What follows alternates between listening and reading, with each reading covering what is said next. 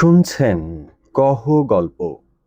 আজ শুনবেন বিভূতিভূষণ বন্দ্যোপাধ্যায়ের লেখা ছোট গল্প রহস্য। গল্প পাঠে আপনাদের সঙ্গে আছি আমি কামরুজ্জামান জিপু।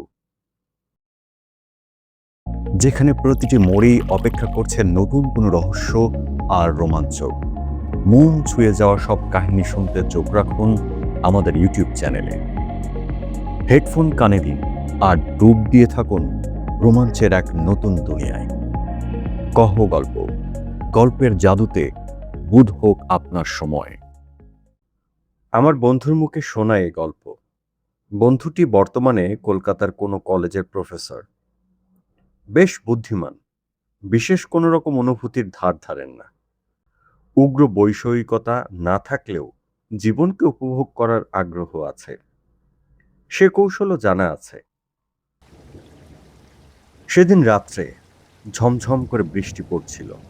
নানা রকম গল্প হচ্ছিল, গরম চা ও আনুষঙ্গিক খাদ্যের সঙ্গে মজিয়ে। অবশ্যই ভূতের গল্পই হচ্ছিল।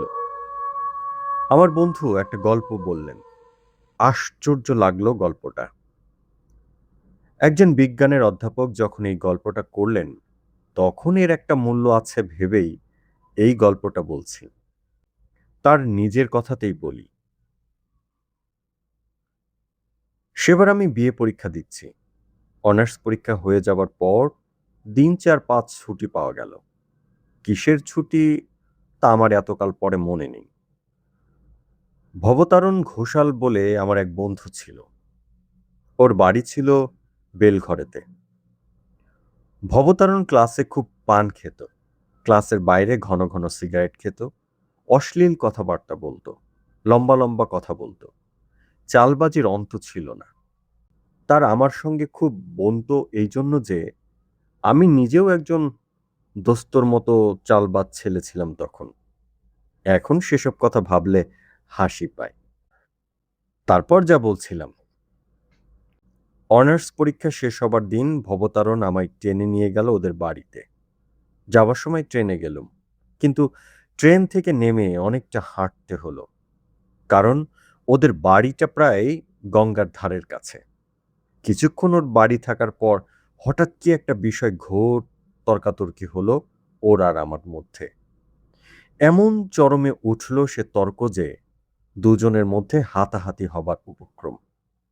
হায় রে সেসব দিন, এই রোদ, এই মেঘ। তখনকার জীবনে তাই ছিল স্বাভাবিক। যাই হোক, আমি ভয়ানক রেগে ওদের বাড়ি থেকে সেই সন্ধ্যাবেলায় বেরিয়ে পড়লুম। এমন জায়গায় ভদ্রলোকের থাকতে আছে? ব্যারাকপুর ট্রাঙ্ক রোড বেয়ে হন করে হাঁটছি কলকাতার মুখে।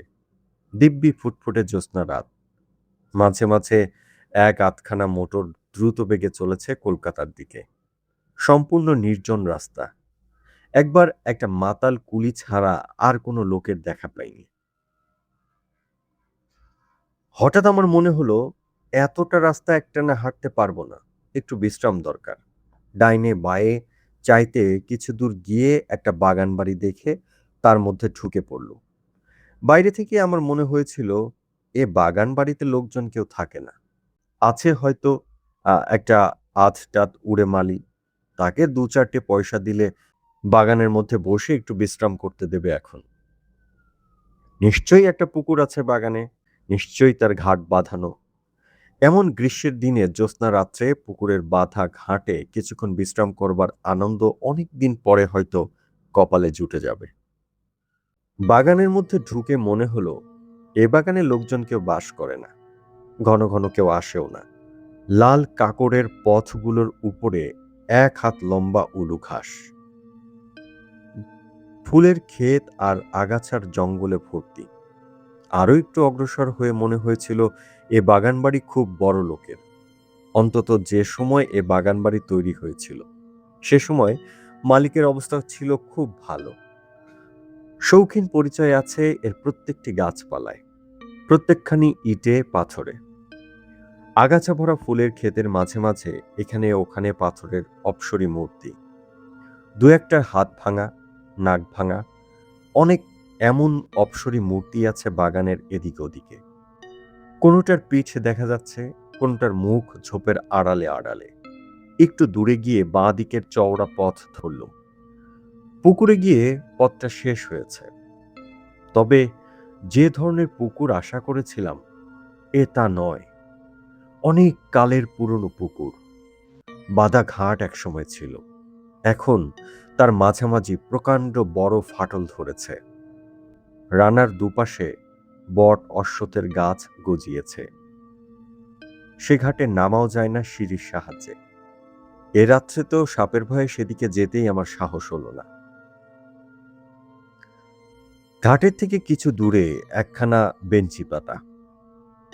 ক্লান্ত শরীরে বেঞ্চির উপরে শুতেই কখন যে ঘুমিয়ে পড়েছি নিজেই জানি না। আমার তন্দ্রা যখন ছুটে গেল তখন অনেক রাত। সামনের দিকে চাইতেই একটা অদ্ভুত সন্দেহ হলো আমার মনে।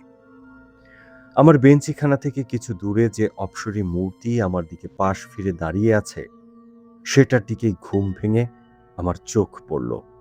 সঙ্গে সঙ্গে মনে হলো এতক্ষণ সে মূর্তিটা অন্য কি কাজ করছিল বা অন্যদিকে অন্যভাবে দাঁড়িয়েছিল। আমাকে জাগতে দেখেই সেটা চট করে যেন নিজেকে সামলে নিয়ে আবার পূর্ববৎ ভঙ্গিতে আড়ষ্ট হয়ে দাঁড়িয়ে রইল। আমি অবাক হয়ে সোজা হয়ে বসলাম, চোখ মুছলাম ভালো করে। ঘুমের ঘোর? কিন্তু তা বলে তো মনে হলো না। আমি ঘুম ভেঙে স্পষ্টই দেখেছি ওই পুতুলটা কি একটা করতে যাচ্ছিল। আমার সাড়া পেয়ে সামলে নিয়েছে। সমস্ত শরীর যেন অবশ, ভারী। ঘুমের ঘোর ভালো কাটেনি। রাস্তা হাঁটবার ইচ্ছে নেই মোটে। আবার সেই বেঞ্চিখানাতে শুয়ে পড়লাম। শোয়ামাত্র আবার কখন ঘুমিয়ে পড়েছি। ঘুম আসবার পূর্ব পর্যন্ত কিন্তু একটা কৌতূহল আমার মনে বারবার উকি দিয়েছে। পুতুলটা কি করতে যাচ্ছিল? আমার ঘুম ভেঙে উঠতে দেখে কি করতে করতে ও সামলে গেল। অনেক রাতের ঠান্ডা ফিরফিরে হাওয়ায় আমি গাঢ় ঘুমে অচেতন হয়ে পড়েছিলাম। আবার যখন ঘুম ভাঙল তখন চাঁদ ঢলে পড়েছে পশ্চিম আকাশের গাছপালার পেছনে। ফুটফুট করছে জ্যোৎস্না, তবে পশ্চিম দিক থেকে লম্বা লম্বা গাছের ছায়া পড়েছে ফুলের ক্ষেতে, আগাছার জঙ্গলে। ঘুম ভেঙে উঠেই আমার মনে হলো আমি প্রথম যখন এ বাগানে ঢুকি তখন বাগানে যা ছিল এখন তা নেই। কোথায় কি একটা পরিবর্তন হয়ে গিয়েছে বাগানের। ঘুমের ঘোর যতই ভাঙতে লাগলো আমার মনে এ ধারণা ততই বদ্ধমূল হতে লাগলো। আগে যা ছিল তা এখন যেন নেই।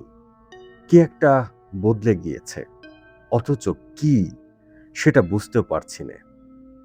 কি বদলে গেল কোথায়? হঠাৎ আমার চোখ পড়ল সামনে। চোখ ভালো করে মুছলাম। পরিবর্তন ওখানেই হয়েছে যেন। আগে যা ছিল এখন তা নেই। কিন্তু কি পরিবর্তন? কি বদলে গেল? 1 মিনিট কি 1.5 মিনিট কেটে গেল।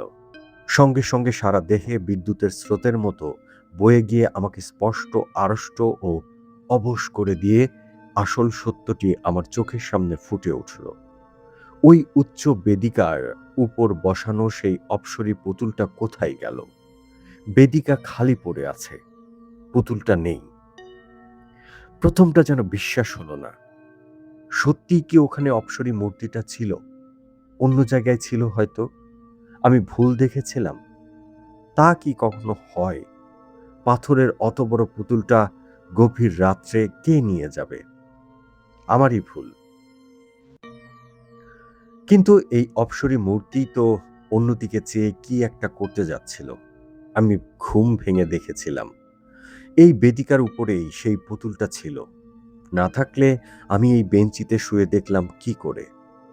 বেশ মনে আছে, প্রথমে এই বেঞ্চিতে শুয়ে পুতুলটা প্রথম আমার চোখে পড়েছিল। আমার দিকে ওর পাশ ফেরানো ছিল। এও ভাবলাম, আমার মনে আছে।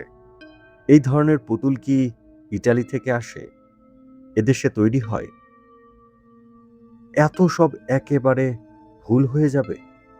কিন্তু তা যদি না হয় তবে সে অপ্সরী মূর্তি বা যাবে কোথায়? এত রাত্রে কে উঠিয়ে নিয়ে গেল মূর্তিটা? চোরে নিয়ে গেল? তাই যদি হয় এতকাল এ বাগান অরক্ষিতভাবে পড়ে আছে, এতদিন কেউ চুরি করলে না। আর একজন জলজান্ত মানুষ শুয়ে আছে সামনের বেঞ্চিতে, আজই চোর এসে এত বড় ভারী মূর্তিটা চুরি করে নিয়ে যাবে? না, তাও সম্ভব বলে মনে হয় না। কেন জানি না, আমার কেমন ভয় হলো, গা ছমছম করতে লাগলো। রাত আর বেশি নেই, এ বাগানে শুয়ে থাকার দরকার নেই। আস্তে আস্তে কলকাতা মুখো হাঁটা দিই। যেমন এ কথা মনে আসা, অমনি আমি বেঞ্চি থেকে উঠে পড়লাম। পুকুরের ঘাটে নেমে চোখে মুখে জল দিয়ে নেব বলে ঘাটের দিকে যাচ্ছি। এমন সময় আবার অবাক হয়ে দাঁড়িয়ে রইলাম। বাঁধা ঘাটের ঠিক উপরেই আমলকি তলায় যে স্ট্যাচুটা ছিল, সেটাই বা কই? সেটার হাত ভাঙা ছিল বলে আরো বেশি করে আমার দৃষ্টি আকর্ষণ করেছিল। ওই তো তার শূন্য বেদিটা পড়ে আছে। মনে কেমন সন্দেহ হলো। বাগানের চারিদিকে চেয়ে চেয়ে দেখলুম কত পুতুল ছিল এখানে ওখানে, বনের ঝোপের মধ্যে আড়ালে আড়ালে। সাদা পাথরের পুতুলগুলো ফুটফুটে জ্যোৎস্নায় ঝকঝক করছিল। এখানে তেমনই সাদা জ্যোৎস্না বাগানের সর্বত্র, কিন্তু কই সে অপ্সরী পুতুলগুলো? একটাও তো নেই। এক রাত্রে কি বাগানের সব পুতুল চুরি গেল? এই রাত্রিটার জন্য কি চোরেরা ওত পেতে বসেছিল? আশ্চর্য! বোকার মতো চারিদিকে চেয়ে চেয়ে দেখতে লাগলাম। এতক্ষণে বুঝলাম, ঘুম ভেঙে উঠে যে ভাবছিলাম বাগানের কোথায় কি পরিবর্তন হয়েছে, সে হলো এই পরিবর্তন। বাগানময় এই মস্ত পরিবর্তনটা সাধিত হয়েছে আমার ঘুমের মধ্যেই। ততক্ষণে পায়ে পায়ে আমি গিয়ে পুকুরের বাঁধা ঘাটের উপরটাতে দাঁড়িয়েছি। হঠাৎ পুকুরের জলের দিকে চাইতেই আমার কেমন যেন হয়ে গেল। সারা শরীর দোল দিয়ে উঠল ভয়ে, বিস্ময়ে। বাগানের সব অপ্সরী পুতুলগুলো জলে নেমে সাঁতার দিচ্ছে, দিব্যি সাঁতার দিচ্ছে, এপার ওপার যাচ্ছে। কিন্তু একটা জিনিস আমি স্পষ্ট দেখতে পেলাম, সেগুলো জীবন্ত হয়ে ওঠেনি, আড়ষ্টভাবেই পুতুল রূপেই সাঁতার দিচ্ছে। এইখানে আমাদের মধ্যে বন্ধুকে কে প্রশ্ন করলে, আপনি স্পষ্ট দেখতে পেলেন? অধ্যাপক বন্ধুটি আমাদের মুখের দিকে চেয়ে বললেন, অনেক দিনের কথা হয়ে গেল বটে, কিন্তু আমি আজও ভুলিনি সে রাত্রের কথা। সে দৃশ্য আজও দেখছি চোখের সামনে। মাঝে মাঝে যেন দেখি। বিশ্বাস করা না করা অবশ্যই আপনাদের ইচ্ছে, আমি কাউকে বলিও নি বিশ্বাস করতে। আমি বললাম, সিদ্ধি খেয়েছিলেন বন্ধুর বাড়ি বেলঘরেতে? বা আমি ওসব ছুতাম না তখন, এখনো তাই। বিশ্বাস করুন, এ কথাটা সকলে রুদ্ধ নিঃশ্বাসে শুনছিলাম। আমরা বললাম, তারপর? বন্ধু বলতে আরম্ভ করলেন আবার। তারপর চুপ করে দাঁড়িয়ে রইলাম এক দৃষ্টে সেদিকে চেয়ে। আমার মনে হলো আমি পাগল হয়ে গিয়েছি, কিংবা আমার কোনো শক্ত রোগ হয়েছে। যা দেখছি এসব কি? বেশ মনে আছে, পশ্চিম দিকের পাঁচিলের গায়ে একটা তাল কি নারকেল গাছ ছিল। চাঁদ তখন গাছটার ঝাঁকড়া মাথার ঠিক আড়ালে। সে ছবিটা বেশ মনে আছে আমার। আবার তখনই চোখ নামিয়ে পুকুরের দিকে চাইলাম। সেখানে সেই অদ্ভুত অস্বাভাবিক দৃশ্য। সব সাদা সাদা বড় মর্মর মূর্তিগুলো জীবন্তের মতো জলকেলি করছে পুকুরের জলে। আমার মাথা ঘুরে গেল যেন, নিজের উপর কেমন একটা অবিশ্বাস হলো। সেখান থেকে মারলাম টেনে ছুট। একেবারে সোজা দৌড় দিয়ে ফটকের কাছে এসে যখন পৌঁছেছি, তখন আমার মনে হলো, অবশ্যই হলফ করে বলতে পারবো না সত্যি কিনা, তবে আমার মনে হলো যেন অনেকগুলো মেয়ে খিলখিল করে একযোগে হেসে উঠল। হাসির একটা ঢেউ যেন আমার কানে এসে পৌঁছলো। পরক্ষণেই আমি একেবারে ব্যারাকপুর ট্রাঙ্ক রোডের উপর এসে পড়লাম। এবার আপনারা যে প্রশ্ন করবেন তা আমি জানি, সেখানে আর আমি গিয়েছিলাম কিনা। পরদিনই গিয়েছিলাম, একা নয়, 3টি বন্ধু সঙ্গে করে। গিয়ে দেখলাম পুরনো ভাঙা বাগান বাড়ি, আগাছার জঙ্গলে ভরা, ফুলের ক্ষেত, কতগুলো হাত ভাঙা নাক ভাঙা অপসরী পুতুল এদিক ওদিক বন জঙ্গলের আড়ালে পাথরের বেদির উপর দাঁড় করানো। কোথাও কোনো দিকে অস্বাভাবিকতার কোনো চিহ্ন নেই। হঠাৎ আমার এক বন্ধু আমাকে ডাক দিলে। ঘাটের উপরে আমলকি তলায় যে হাত ভাঙা পুতুলটা দাঁড়িয়ে আছে, একটা মোটা বিচুলি লতা মাটি থেকে গজিয়ে উঠে সেটার দুখানা পা আষ্টে পৃষ্ঠে জড়িয়ে রেখেছে। অন্তত 1 বছরের পুরনো লতা। গত বর্ষায় এ বিছুটি লতা গজিয়ে উঠেছিল এমনই মনে হয়। লতাটার কোথাও ছেঁড়া নেই, ভালো করে পরীক্ষা করে দেখা গেল। অথচ আমি হলপ করে বলতে পারি এ পুতুলটাও কাল জলে নেমেছিল। অন্তত এ বেদিটা আমি কাল খালি দেখেছি। এই ঘাটের ধারেই তো দাঁড়িয়েছিলাম। বন্ধুরা বললেন, তাহলে বিছুটি লতাটা এমন করে থাকে কি করে? এই জড়ানো তো 1 বছরের জড়ানো, রাতারাতি গাছটা গজায়নি। ওদের যুক্তি অকাট্য। কি উত্তর দেব ওদের? আমার নিজেরই যখন ক্রমশ অবিশ্বাস হচ্ছে আমার নিজের উপর। আশ্বিন 1351 মৌচাক।